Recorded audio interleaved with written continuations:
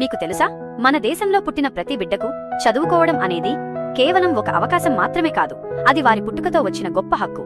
మన భారత రాజ్యాంగంలోని 21A అనే నిబంధన దీని గురించి స్పష్టంగా చెబుతోంది.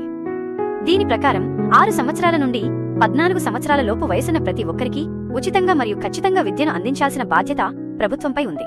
అంటే ఎవరైనా సరే చదువు కోసం ఒక్క పైసా కూడా ఖర్చు పెట్టాల్సిన అవసరం లేకుండానే పాఠశాలలో చేరవచ్చు. పూర్వం చదువు అనేది అందరికీ అందుబాటులో ఉండేది కాదు. కానీ 2002 సంవత్సరంలో చేసిన 86వ రాజ్యాంగ సవరణ ద్వారా విద్యను ఒక ప్రాథమిక హక్కుగా మార్చారు.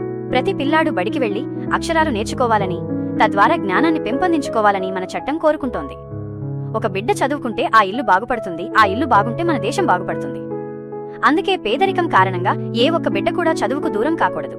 తమ పిల్లలకు చదువు చెప్పించడం తల్లిదండ్రుల బాధ్యత మాత్రమే కాదు, అది వారి ధర్మం కూడా. ఒకవేళ మీ చుట్టుపక్కల ఎవరైనా చిన్నపిల్లలు బడికి వెళ్లకుండా హోటళ్లలోనో లేదా ఇతర పనుల్లోనో ఉంటే వారికి ఈ విషయం చెప్పండి. బడిలో చేరడం వారి హక్కు అని, చదువుకోవడానికి ప్రభుత్వం అన్ని వసతులు కల్పిస్తుందని వివరించండి. అక్షరం అనేది ఒక ఆయుధం, అది మన జీవితాలను మారుస్తుంది.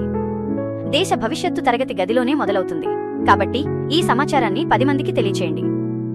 మన రాజ్యాంగం మనకిచ్చిన ఈ గొప్ప వరాన్ని అందరం గౌరవిద్దాం. ప్రతి బిడ్డను బడికి పంపిద్దాం. భారతావనిని విద్యావంతుల దేశంగా మారుద్దాం. ఇలాంటి మరెన్నో ఆసక్తికరమైన విషయాల కోసం ఎప్పుడూ సిద్ధంగా ఉండండి.